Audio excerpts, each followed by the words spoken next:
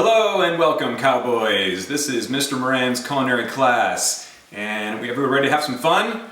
I know I am. Today we're going to be making a salsa, but our emphasis today is going to be on a term called mise en place. That is actually our objective, part of our standards that we use here in the culinary world. It's directly taken from that, and I'm going to read you the objective right now so everybody is very clear and it's a very comprehensive understanding of this. Students will learn the concept of mise en place to understand proper order and procedures when cooking by preparing a homemade salsa. So yes, that term mise en place, it's a big fancy French term. You don't have to worry so much about it now, but because you guys have already done so much prep in the days leading up to this, everybody is very well versed when it comes to this concept of mise en place. So basically all that means, kind of break this down into something very simple, is proper order and technique. So it literally translates into like the specific order, like placing things in an order. And why is this important, you would say? Well, that's a very good question. It's important for many different reasons. First of all, it gives you organization. And organization, forget in a kitchen, that's one of the keys, the essence of life. Be organized. The more organized you are, the more successful you will be and happier in your life. In a kitchen, it is vital. It is extremely crucial to be organized. For a home cook, in a professional kitchen, mise en place is something that they are going to teach you right away, and if you don't get it down pat very early, it's never going to work. It'll be a nightmare. It's something that without organization, you will never see like a good professional chef in that professional environment without a very proper order of mise en place. So yes, home cooks out there, this class is always going to evolve around being a better home cook. But at the same time, there's going to be an avenue for the professional chefs that want to pursue this as an actual career, and I'm going to show you like those steps and standards all along the way throughout this process. So let's get to it. Salsa. I figured a great way to demonstrate mise en place is with a homemade salsa, because who doesn't love salsa? It's one of the greatest things out there. And when you make it from scratch, you're never going to want that store-bought stuff ever again. Trust me. All right, so let's get into it. First thing, now you will see right here, this is my mise en place. And my mise en place is set up where, this is making sure that you take away any mistakes that can happen while you're cooking. You want to make sure that you are using one task. Multitasking is really not a function of the brain, because we are like solitary when it comes to one motion. If you're trying to do too many things at the same time, hopefully you saw that in the video that I had for you guys. That's why I wanted to show you that clip, because you start burning something or forgetting about one thing. So mise en place makes you focus on getting prepped and ready for when you're actually cooking, so it becomes like flawless. You cut down on the mistakes that could be made because you are already organized. Okay, so, and the steps and procedures, that does make a big difference here as well. You think something as simple as salsa could not be complicated this way, but the organization, the mise en place, makes it much more successful. You gotta trust me. And if you don't, when you're done with this, you're gonna see exactly why. Okay, so here's my order. My tomatoes, they are first, and everything is set up orderly from when I will be using the ingredients. Okay, now my tomatoes, they are first for a very good reason.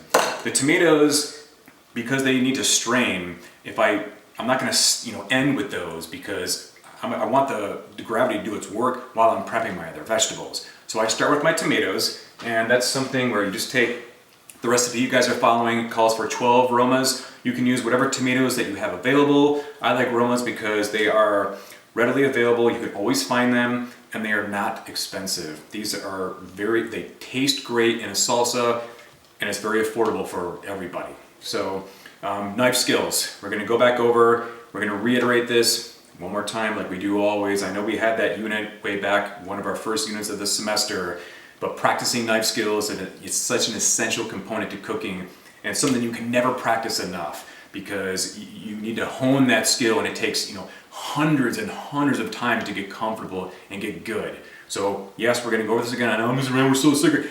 Every time, it's gonna be always, and it's gonna be constant. It never hurts to review, right? So when we are chopping, remember, you want to try to use, remember that bear claw that we talked about, I taught you guys very, very early on. where you kind of grab. And I know this is tough in the beginning, but by now you guys are getting probably a little bit more comfortable, a little better with this, right? You try to use those end fingers just to get a slight grip on what you're using, remember? And the knife that is sharp, because we do not like dull knives.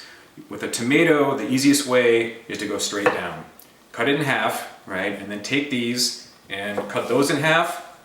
If you want to cut those in half one more time, how comfortable you are, I would do that. And then you start your dice. And again, you're still holding on with the end, right? And you're coming this way and just going a quick little dice. When you get to the end, it's a little bit more precarious, then you can pick up, thumbs over top fingers, and you can go straight down for those little ends, and then you're good, right? We take our tomatoes and we add them. So I have already taken the liberty, I wasn't gonna have you watch me prep 12 tomatoes. The recipe's called for 12. So I've already done that. This is my last one right here. So those will go in. And remember, if you do not have, and we talked about this earlier, but once again, if you do not have like a big maple wood block to be cutting on, which is very stable, and you just have like a little cutting board, which these are fine, great chef's trick, which I use often. I'll just remove this real quick. You dampen, get a cloth, your paper towel is even good. Get it wet, stick it, and watch this. See this cutting board, see how it moves? Put it on the cloth. Done. No more movement. This is a very way to keep yourself safe. Another part of mise en place. Okay, so I don't need that right now because I do have the butcher's block. Okay, so here are our tomatoes. Now, the dicing thing, and you can see this has been maybe 20 minutes, and look at the amount of liquid that has already been extracted from those things. This is why we do this, because if you do not do this, it's a preference, but you will have, I guarantee you're gonna have that tortilla chip. You spent all this time making this beautiful homemade salsa. You're gonna dip it, and you're gonna have that runny water all the way down to your elbow, and that's not good stuff. You know, you wanna dip, have that nice consistency. You spent all this time with these lovely vegetables, and you want to showcase that on the tortilla chip, not having it halfway down your arm, right? That's why we strain. The chopping thing to begin with. If you guys are gonna try this at home, before to kind of prep to get you ready for coming to class to make this. If you have a blender, want to throw it into the blender, by all means go ahead. I personally prefer it this way, and the reason is because the consistency changes drastically when you put it into a blender. Does it save you time? Perhaps, but when you get good with this guy, this is all you need in a kitchen. If you get good with this chef's knife, you don't even need anything else. And you still have to break those vegetables down before you put them in the blender anyways. And so I figure at that point, you already have this out and dirty, you gotta clean it. Now you gotta clean the blender then as well. So it's like, you can do the blender, that's fine. But I'm gonna show you this way in case you don't have a blender at home. Because I know there's no fancy equipment. That's the beauty of homemade salsa. You don't need any fancy equipment. A knife and a cutting board and you're good. That's it. Okay? All right, so next, onions. Let's talk about onions. Onions is my next part in my mise en place here. And, same thing, I'm not gonna do the whole prep because the emphasis here is on mise en place and being controlled and orderly in preparation. But again, so the onion is a little bit of a different prep. I know it's still a knife skill, but it doesn't hurt to, remember, we always want to rinse off in between. You can use the same knife, yes. Remember, I always like to have that towel attached to my apron, so it's a really quick way to clean up real quick. And then you also can use that towel to wipe off your mat as well if you don't want to wash the whole entire thing. As long as, remember, because when we did our focus on that unit on cross-contamination and safety, if it's just vegetables, you're okay with the cross-contamination. So you can get away with just wiping it, but you don't have to sterilize this whole thing with vinegar and all that kind of stuff. So, okay, onion. Remember, the trick with the onion is you want to keep the root. The root is where a lot of the sulfur lies, and when you take this apart right away, people just go chop, and they start crying, like, oh my God, I can't see. That's because all that sulfur is in your eyes now. It's like you just can't help but cry. Now you can't even see my fingers, because you can't see. So leave the root, right? We're gonna take this end, we chop off this end, get rid of this. And remember to always have your garbage bowl. I kind of systematically approached my kitchen with my waste right next to where I always prep. But if you don't have that system kind of put in place in your kitchen, you always keep a garbage bowl close to you. That's a very big thing in professional kitchens. You know, one of the first things that I learned when I was like cooking in a restaurant was you have to have a garbage bowl. Even because you're gonna have a very small space oftentimes in a kitchen, and you have to just make do. And the little garbage bowl becomes like your best friend. So this, your waste just goes right in there. So we got this end of the onion chopped off. Now we're gonna go directly in half. So I still keep my core, right? And then everything else, you want to peel off that outer layer, put that in your garbage bowl, right? And then same thing. So remember, we've already done this before, but it never hurts to do the review and to do the practice. So same technique, we always use the bear claw. That when you grab that middle finger, you want to pronounce that middle finger a little bit. When you stick the middle finger out just slightly above where the other fingers are, it creates a guide for you. Watch it, you see this with my knife. So when I'm going straight down, my fingertips are protected and the rest of my fingers are protected from this as well, right? So again, we want to make sure that we are not going straight in. We're going to angle up and make little incisions, getting as close to that core as you possibly can, right? So you go down, incisions. Don't worry about speed. Speed will come later, right? Once you have your slits, if you're comfortable with the second pattern, you can make those layers. You go one in the bottom, one in the top. That is not entirely necessary. When you get much better, then you can worry a little bit more about that. For right now, as long as you have your incisions, you turn it the opposite way, and then you start your dice. But remember, you still do bear claw to hold on to this thing and keep that middle finger out, and then you go straight down. Look at those beautiful dices of onion that come out of there, right? That's it. See, look at this, it's beautifully diced, nice and small. If you prefer to have this even smaller, at this point, because I do know some chefs that are fanatical about a very small dice, and they will actually judge you based on how small that dice is. From there, if they, if they're still not satisfied, or if you're not satisfied for that matter, right? You want it smaller, forget about bear claw. At this point, when you already have a dice on there, what you want to do is kind of pile it up and then knife flat with your hand over the top of it. So there's no room for error. And you start going like this. Straight down, this part, the top of the knife always stays down on the cutting board. It never comes up. You are lifting the back part by the handle. And that then goes straight down.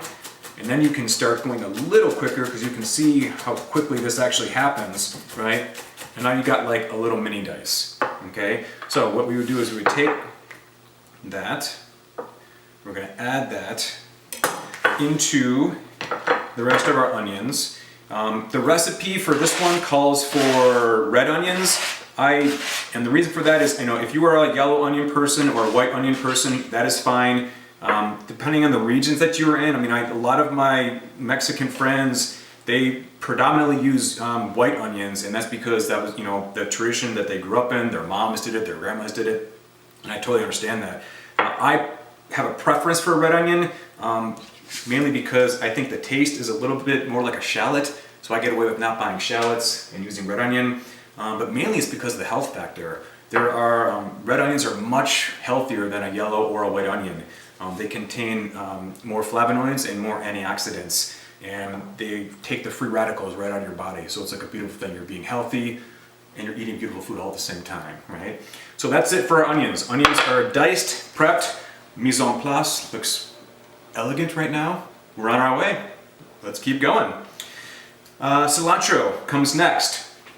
And order for this, again, remember, we're always thinking about the order, why I'm doing it this way. It does make a difference. Tomatoes, we said because of the straining, we can already see the amount of liquid that's coming out of these things, and I didn't have to press these. This is just gravity just doing its work as I'm getting everything else prepped, right?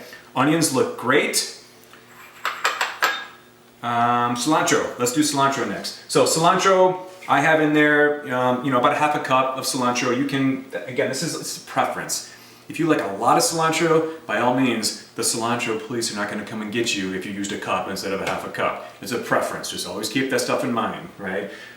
When you are working with your cilantro, I like to, when it's a fresh stalk like this, a fresh bunch, I should say, you don't have to kind of use your knife and kind of go down And when it gets smaller, I start to go down like around the actual roots. But when it's nice and fresh as a bunch like this, you can just kind of rip off, you know, a little bit this way. Whoops, my bowl is not cooperating anymore, right? And you just want to throw it on there. It's, you know, you can, I tend to roll this up. I kind of learned how to do like a dice and herbs with basil, which you kind of have to. But you know, you can do it kind of rough chop. I like to kind of keep it a little bit close when you get comfortable. You know, you can, again, just kind of go through cilantro, and then I'll start with my top-down method when you get a little closer, because we want to keep those fingers, right? Okay, cilantro, like you don't have to be so finicky about. You know, the aromatic qualities inside that will be released as soon as you get like a little bit of a dice on there. And we have plenty of cilantro, so we'll be good. So I'm gonna do a quick rinse. And you know, as you guys are just waiting for me to tidy up real quick, you know, we can start talking about our next main ingredient, which is the beautiful chili. There's magnifique. There's almost nothing better than a fresh chili. Just brings a smile on the face. You can think about these things. And remember, the original ingredients in salsa, it was just three things. It was the beautiful tomato, the chili, and the squash seeds, right? They grew in the region. They had them readily available, and that's where it started. That's where it all started. That's where this magic began, right? A lot of changes since then, but some of the same traditional roots, right? So this is a habanero. This is my favorite of the chilies. In my recipe, this is what we call for. We call for half of a habanero. Again, this can be a preference thing. If you find that these are spicy, so you do get, you have to get past the heat, which is why I said in the recipe to cut this in half and de-seed and de-rib, and I'll explain what that means precisely. But chilies are something that there are so many varieties now. They have really taken off and gained like a lot of notoriety, and it's mainly because, we like spice, right? And we love the flavor. There's so much flavor in chilies as well. You cannot duplicate it with anything else. So again, I encourage you to experiment. I also have a couple of different ones here. So this would be like, the next down would be a serrano, which is about 20,000 on the Scoville unit. And then a jalapeno, which is very popular. They're usually bigger. Serranos tend to be a little skinnier. This is a pretty big one considerably. Usually they're a little smaller than this. Jalapenos, I don't usually prefer, and it's mainly because they're inconsistent. You can get one that is very, very mild. You can just start eating this thing right away, almost like a green pepper, and then some that are very hot. And so that inconsistency I'm not in love with. So I prefer a serrano to this, but again, if you love jalapenos, use them, they're great. The habanero, however, is very consistent, and they are hot. These are about 300,000, at least on the Scoville unit, which means it is times hotter than those other ones. But they have like a fruity and almost like a citrusy flavor to them that you cannot get on any other chili. That's why they're my favorite. So, how to prep these guys. If you are sensitive, I'm going to recommend right now to wear gloves. Put some gloves on, then you don't have to worry about all this other nonsense, because when you cut these, right, the capsaicin, which is that amino acid inside that makes it very hot, all the heat inside there, and then you forget and you go to rub your eyes. Oh, and I've had it firsthand experience. I've done it before, and there is nothing worse than rubbing your eyes with chilies on your fingers. It'll burn for hours. Okay, so don't be afraid of them, but we're going to show you like proper technique and precaution to avoid all that, right? So what I always do when I'm prepping these things, I don't use gloves. I'm not that sensitive, but I've been doing this for years. Top comes off, right, in your garbage bowl. I split this right down the middle. And then what I do from there is you kind of want to like open this up a little bit. So that part right there, the rib and the seeds that are connected, that is where all the heat is. And so sometimes what I'll do is a lot of times I'll just kind of turn this upside down and get it nice and flat. And then you can take your knife and just go directly through, and then bam, it's gone. So you get rid of that. Now you just have your chili. Then same thing, just take your chili and I slice them this way, and then I turn them, and I do a nice little dice, always again still bear claw. No matter what the size you're using, you always use bear claw, and get a nice fine dice. you want to make sure that there is a fine dice on the chili, because anything that's large is going to be even spicier. So as small as you can get that guy is usually pretty good. So now we'll take, I already diced one up earlier. Put that in there. Now, chili, good. Okay, now, here's my great chef's trick. Now my hands are all chili. I had no gloves, so I was just using raw, right? A great chef's trick is to take citrus, and this is, again, is it a coincidence that lime is right after the chili? No, it's not. This is mise en place 101 right here, baby. So the lime juice is great because the trick is, all you do is you cut, you could dip your hands in that, but that's not very sanitary at this point, right? My hands are clean, I've already washed them, but still. Take a lemon or a lime. Since we're making salsa, we already have limes out, it's perfect. What you want to do is you want to squeeze some of that juice directly on your fingers. Okay, and just kind of rub it around your fingers for a little bit. And voila, gone. So you can rinse this if you want to.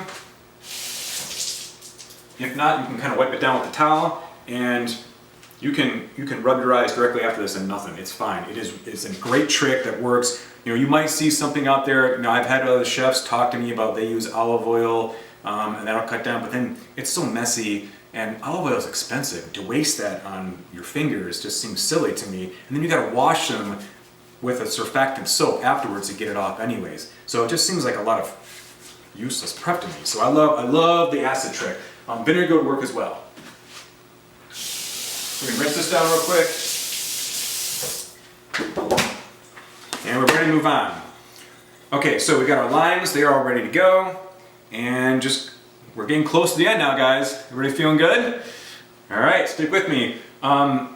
Tradition or not, some people like to use cumin seed. Cumin seed was actually brought to the areas in Central America because this was not an indigenous spice, but when the Middle Eastern people arrived there, they brought with them all their beautiful food, and that's how you will see, you'll see cumin in a lot of dishes that are from South Central America, even up in Mexico, because of the Middle Eastern population that came there. That's another beautiful thing about the transformation and the migration of food and people. I really like the addition of cumin in my salsa, so we're doing it. If you don't want it, leave it out. You're not going to offend me or anybody else. But cumin seed is something that I like to grind on my own. Most of my spices I always like to grind. When you buy them pre-ground, they lose their flavor very, very quickly. If you buy whole spices, I don't know if you can get a shot of this in here, but like I have some cumin seed in here. They've already toasted. They stay good for almost forever. So it's when you grind them, that's when you release those aromatic flavors and you get like the depth of flavor there. So I have some ground cumin here that I just ground this morning. To do this, people can use like a coffee grinder to grind them very, very quickly. But if you have a mortar and pestle, this is great too, because you get some aggression out too at the same time. It's a workout. You get a workout when you're cooking, right? So I like to toast my seeds because that gives you even more flavor than just having them plain. You can do that like on a skillet in a toaster just for 30 seconds. It's very, very quick. Throw them in here and you just start grinding. Mortar and pestle, will grind this stuff very, very well. You can get it down as coarse or as fine as you like, depending on what your preference is. Okay, so once you have that done, you just kind of take and you kind of throw that right into your spice container that you have all set up in your beautiful mise en place here, and that's it. Everything else is just salt and pepper. Okay, so this is it. Or this is our mise en place, and so you can see our order. We are all done, ready to go. Now the only thing left to do is to put it all together into a bowl. Okay, so we can go back here and see our tomatoes. We can see the liquid there. We have a good half a cup that's already been extracted. Now what you guys can do to play around with this is see, if I stop here, is it good enough? If I continue and extract close to a full cup, will I have like a better end product? And that is kind of up to you to play around with. So if you wanted to, just to kind of get a little bit more, you can take a spoon now and you can just kind of, start mashing that down in there, and you'll start to see like that run of extra water coming out. These guys they're watery. I mean, tomatoes, they're beautiful, but there's a lot of liquid. They're 95% water. There's a ton of water. Onions, same factor, they are 89% water. So if you wanted to, you can't strain an onion, but you can kind of squeeze moisture out of them. It's really not that necessary. It's an extra step. The tomatoes I definitely would do because there is so much water, right? And that's it. So then you just take a nice bowl, get this stuff out of the way here. You can add your tomatoes directly to your bowl. Take your onion, add your onion in there.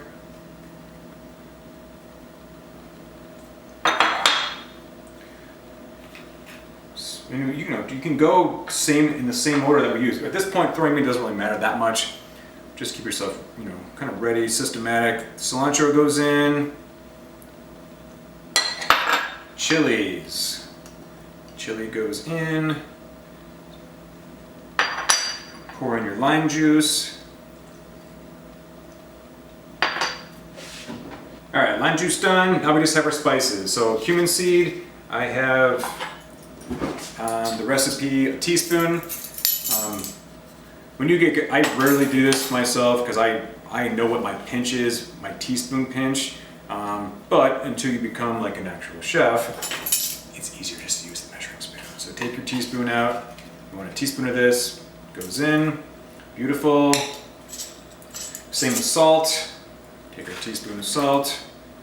Salt goes in. Salt we could talk about forever.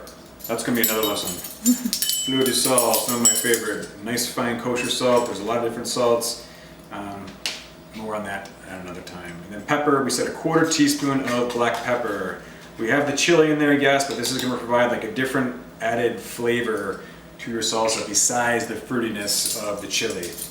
And that's it. Done. Take a spoon, get that all stirred up.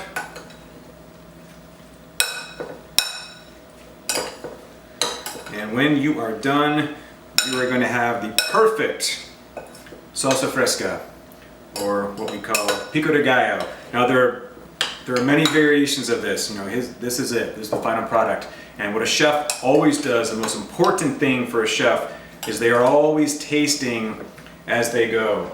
So you take a different spoon, you come in there, and this is what you're doing for adjusting for seasoning. And you'll know. This is perfect. If I needed more salt at this point, you could add more salt, put more pepper. If something happens and you're not quite sure what happened, it's missing something. I don't know what, but it's missing something. Add a little acidity. That's a very good chef trick. They will always add a little acidity kind of right at the end. If you have leftover lime, you can just do a little squeeze on there and then stir it up again. That is going to help it tremendously, okay? So that's it, guys. Variations of this. Again, play with what you want. It's beautiful. I usually make 2 of these versions at the same time, one with charred tomatoes because my little man loves pico de gallo this way. This is his favorite.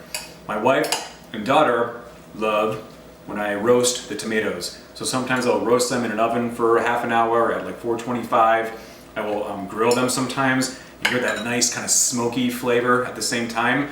And then you do the exact same thing, but you have charred tomatoes instead of the raw ones. Either way. But thank you guys so much, and I can't wait to see you in class tomorrow so we can get cooking together.